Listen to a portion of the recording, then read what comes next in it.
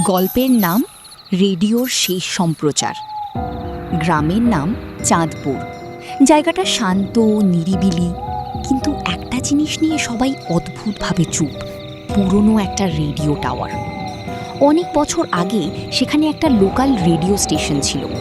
হঠাৎ এক রাতে লাইভ সম্প্রচারের মাঝেই সব বন্ধ হয়ে যায়, কেউ আর ভেতরে যায় না।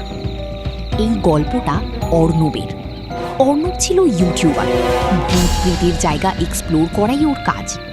চাঁদপুরের ওই রেডিও টাওয়ারের কথা শুনে ও ঠিক করলো রাতে গিয়ে ভিডিও করবে। রাত 12টার সময় অর্ণব ক্যামেরা নিয়ে ঢুকে পড়ল ভাঙা বিল্ডিংটার ভেতরে।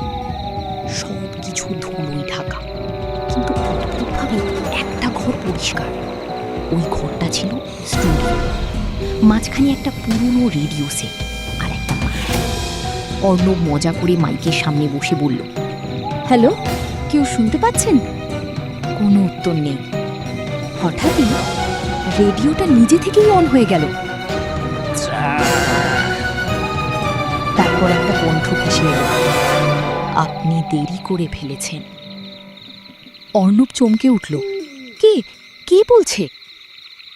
কণ্ঠটা আবার বলল, আমরা তো অপেক্ষা করছিলাম। এবার ক্যামেরা কাঁপতে লাগলো। রুমের তাপমাত্রা হঠাৎ কমে গেল। অর্ণব বুঝতে পারল কিছু একটা ঠিক নেই। ও দৌড়ে বেরোতে গেল, কিন্তু দরজাটা বন্ধ। পেছন থেকে আবার সেই কণ্ঠ, আজকের অতিথি আপনি। হঠাৎ স্টুডিওর লাল বাতিটা জ্বলে উঠল, অন এয়ার। রেডিওতে শব্দ ভেসে আসছে, আজকের অনুষ্ঠানে আমরা এক নতুন কণ্ঠ পেয়েছি।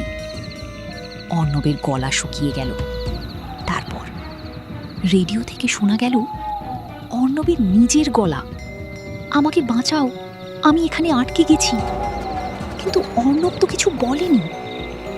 ধীরে ধীরে বুঝতে পারল যারা একবার এখানে ঢোকে তাদের কণ্ঠ রেডিওতে বন্দি হয়ে যায়। সকালে গ্রামবাসীরা বিল্ডিংয়ের বাইরে অর্ণবের ক্যামেরা খুঁজে পেল, কিন্তু অর্ণব কোথাও নেই। ক্যামেরার শেষ ফুটেজে শুধু একটা শব্দ রেকর্ড হয়েছিল, আগামী অনুষ্ঠানে আবার দেখা হবে। আর আজও নাকি মাঝরাতে ওই রেডিও টাওয়ারে গেলে একটা নতুন কণ্ঠ শোনা যায়, হ্যালো, কেউ শুনতে পাচ্ছেন?